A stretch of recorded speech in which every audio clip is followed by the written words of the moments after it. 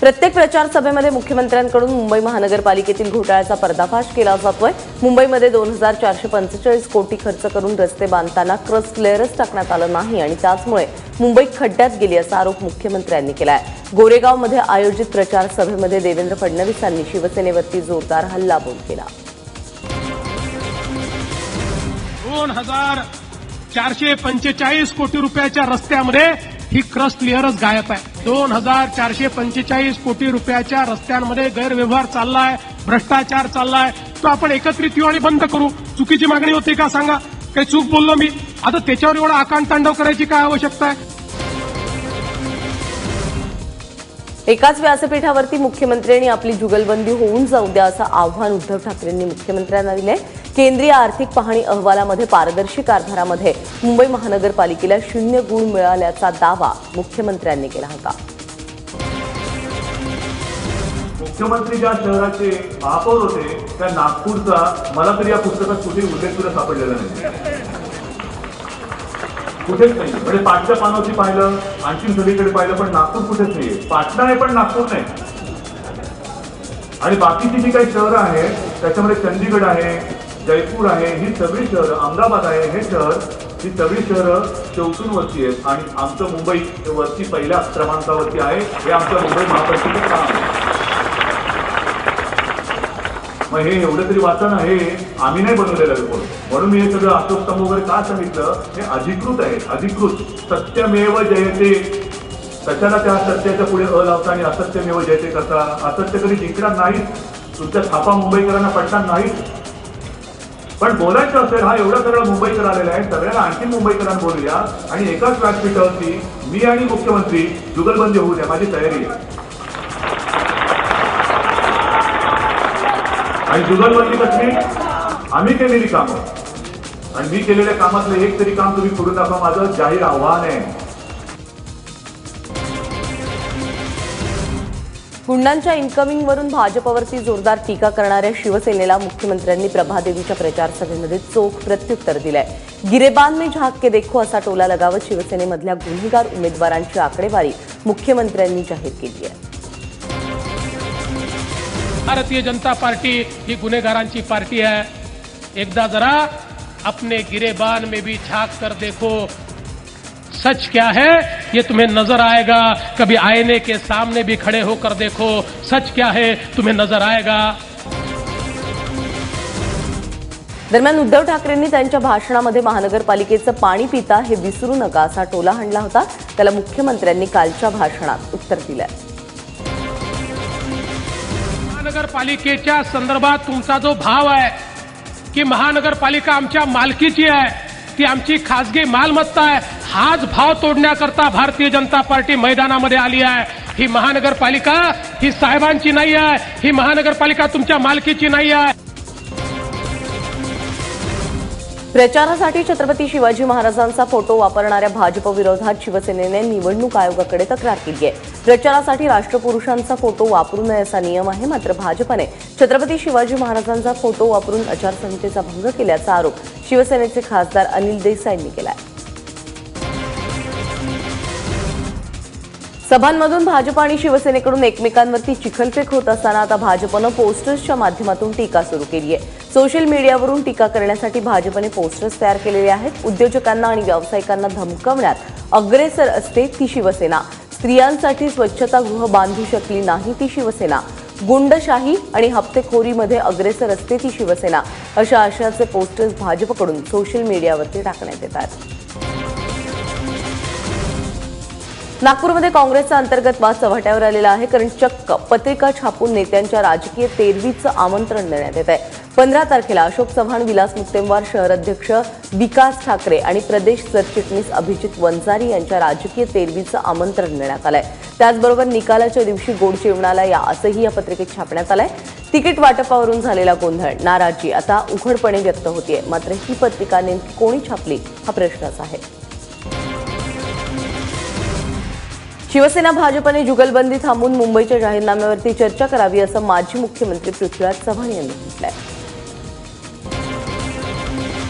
मुंबई महापालिकेच्या निवडणुकीच्या आधी शिवसेना भारतीय जनता पक्षापासून फारकत घेईल ते आता खरं ठरलेलं आहे.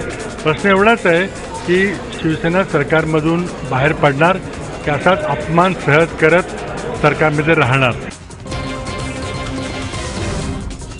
राजीनामे नुसते खिशात घेऊन चालत नाही तर ते द्यावे लागतात असा खोचक सल्ला संघाचे ज्येष्ठ नेते मागो वैद्य यांनी सेनेला दिलेला आहे. विशेष म्हणजे शिवसेना नेत्यांनी राजीनामे दिल्यास सेनेमध्येच फूट पडेल असं भाकीतही त्यांनी वर्तवलंय. दरम्यान वैद्य यांनी शिवसेनेला सल्ले देऊ नये असं रामदास कदम यांनी म्हटलंय. नाही, राजीनामे कधी द्यायचे ते तुमच्याकडनं शिकायची आम्हाला आवश्यकता नाही ना, गरज नाही ना. आमचे पक्षप्रमुख ठरवते ना कधी द्यायचे ते. तुमचा सल्ला मागितलाच नाही कोणी. फुकट सल्ला तुम्ही कशाला देताय? सरकार नोटीस पिरियडवरती आहे असं सांगण्यामध्ये शिवसेनेच्या नेत्यांना आनंद वाटतोय. काही लोकांना यात आनंद होत असेल तर त्यात वावगं काय अशी टीका भाजपचे नेते आणि अर्थमंत्री सुधीर मुनगंटीवार यांनी केली आहे. काही लोकांना असं स्वतःला वाटून घेऊन आनंद होत असेल तर या सरकारचं कामच आहे की या महाराष्ट्राच्या प्रत्येकाच्या चेहऱ्यावर आनंद असावा. असा सरकार नोटीस पिरियडवर आहे असं सांगून जर आनंद होत असेल तर हा आनंद ईश्वराने त्यांच्या मनात पुढचा 3 वर्ष कायम ठेवावा. खरंच स्वाभिमान असेल तर 24 तासांच्या आत राजीनामा द्या आणि सरकार बाहेर पडा असं आव्हान काँग्रेसचे प्रदेश अध्यक्ष अशोक चव्हाण यांनी शिवसेनेला दिलेलं आहे. जालन्यातील वाटूर इथे प्रचार सभेत ते बोलत होते. राजीनामा जेब में लेके घूमेंगे लेकिन तारीख नहीं बताएंगे अशी टीका चव्हाण यांनी केली आहे. बाळासाहेब थोरात यांनी काँग्रेस पक्षाविरोधातच बंडखोरी करून उमेदवार दिल्याचा सनसनाटी आरोप विरोधी पक्षनेते राधाकृष्ण विखे पाटील यांनी केलाय. तर दुसरीकडे विखेंच्या आरोपाला थोरातांनीही जोरदार प्रत्युत्तर दिलंय. एबी फॉर्म देण्याचा अधिकार विखेंना देण्यात आला होता आणि त्यांनी मुद्दामहून आमच्या कार्यकर्त्यांना दूर ठेवल्याचा आरोप थोरातांनी केलाय. त्यामुळे आता काँग्रेसमधील अंतर्गत वादाचा नवा अंक तिकडे पाहायला मिळतोय. भाजपला जागा दाखवून देण्याचा इशारा करणाऱ्या रासपच्या महादेव जानकरांना जलसंधारण मंत्री राम शिंदे यांनी प्रत्युत्तर दिलंय. विधानसभेमध्ये ज्यांचं संख्याबळच नाही अशांना लाथ मारण्याचा प्रश्न येतोच कुठे अशा शब्दामध्ये राम शिंदेंनी महादेव जानकरांना सुनावलेलं आहे. भाजपने आम्हाला नाकारलं तर आम्ही त्यांना जागा दाखवून देऊ असं वक्तव्य महादेव जानकरांनी केलं होतं. त्याचे विधानसभेमध्ये काही संख्याच नाही, त्यांनी लाथ मारायचा प्रश्न येतोच कुठं. बहुमत लागतं, त्यापैकी आम्ही 122 आहोत आणि त्यामुळे यांचा एकही सदस्य नाही. हा एक सदस्य मी आमच्याबरोबरच असतो 9 साल. त्यामुळे त्यांच्या या बोलण्याला काही अर्थ नाही आणि त्यांच्या बोलण्याकडे लक्ष देण्यासारखी सध्या तरी परिस्थिती नाही. एकीकडे शिवसेना आणि भाजपने प्रचारात आघाडी घेतलेली असताना तिकडे सामसूम असलेली मनसे आता तयारीला लागली आहे. येत्या सोमवारपासून राज ठाकरे सक्रिय प्रचारामध्ये उतरणार असल्याचं सूत्रांनी सांगितलंय. काही वैयक्तिक कारणांमुळे सुरुवातीच्या दिवसांमध्ये राज ठाकरेंनी प्रचार टाळला असल्याचं समजतंय. दरम्यान प्रचाराला सुरुवात केल्यानंतर पक्षाला नवी उभारी देण्याचं आव्हान राज ठाकरेंसमोर असेल. राज ठाकरे प्रचाराच्या रिंगणामध्ये कधी उतरणार याकडे मनसे उमेदवारांचे डोळे लागले.